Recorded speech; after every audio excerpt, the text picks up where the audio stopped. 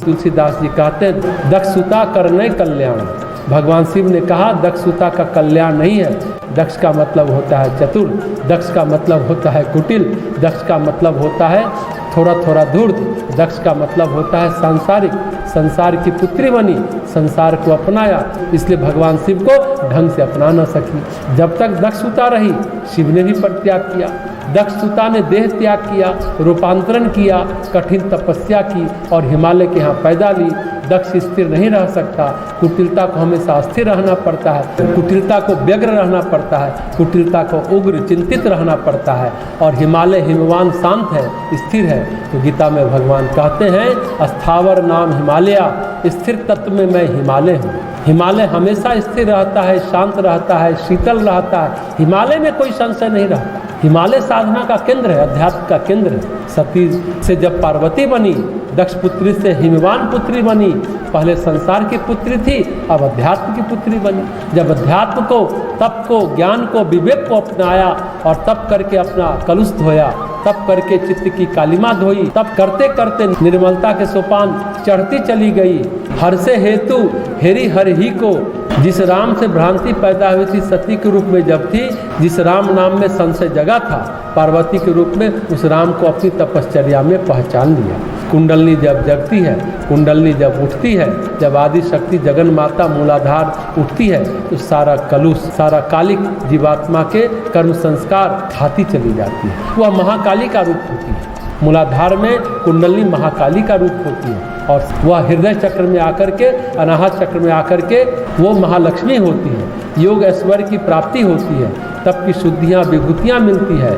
फिर वहाँ से जब आगे बढ़ती है आज्ञा चक्र में, फिर वही कुंडलनी महासरस्वती होती है, ज्ञानदायिनी, बोधदायिनी हो जाती है और वही कुंडलनी सहस्त्रार में पहुँचकर शिव के साथ सम्मिलित और एकाकार हो जाती है। पार्वती जी ने तप करके महाकाली का रूप धारण करके अपने तपश्चर्या के द्वारा अपने अंतःकरण को निर्मल कर लिया। समस्त ऐश्वर्य मिला तप में, महालक्ष्मी बनी। समस्त ऐश्वर्य का परित्याग करके ज्ञान को, बोध को अपनाया, महासरस्वती बनी। वो जान गई राम नाम की महिमा, पवित्रता जिनका आभूषण हो गया। भगवान शिव सहस्त्रार में, हिमालय में, शिखर पर, कैलाश में वास करने वाले भगवान शिव उन पर अति प्रसन्न हुए। हर से हेतु हेरी हर ही को, किया भूषण तिय भूषण ती को। राम के प्रति पार्वती में ऐसी प्रीति देखकर भगवान शिव ने कहा पार्वती जी स्त्रियों का सार है। पार्वती जी को फिर अपना अंग बना लिया, भूषण बना लिया, अर्थात अपने अंग में धारण करके अर्धांगिनी बना लिया। दुर्गा सप्तशती में श्लोक है, समस्त विद्याएं तुम्हारा ही रूप है, समस्त जगत की स्त्रियां तुम्हारा ही रूप है। समस्त जगत की स्त्रियों का सार, उनकी पवित्रता, उनकी गुणों का सार पार्वती हो गई। सारा कलवश, सारी कालिमा हट गई। अब वो दक्षसुता सती नहीं रही, अब वो हिमालय की पुत्री बन साधना की पुत्री बन गई, आस्था स्थिरता की पुत्री बन गई।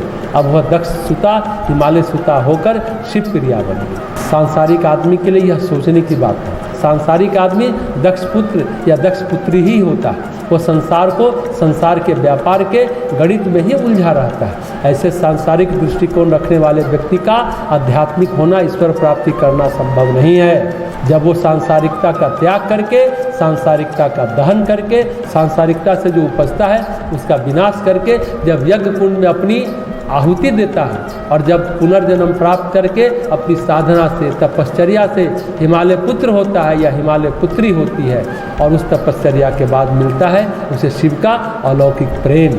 पार्वती दक्ष सुता से शिव प्रिया बनने के बीच उनको हिमालय सुता बनना पड़ा, अडिग रहना पड़ा।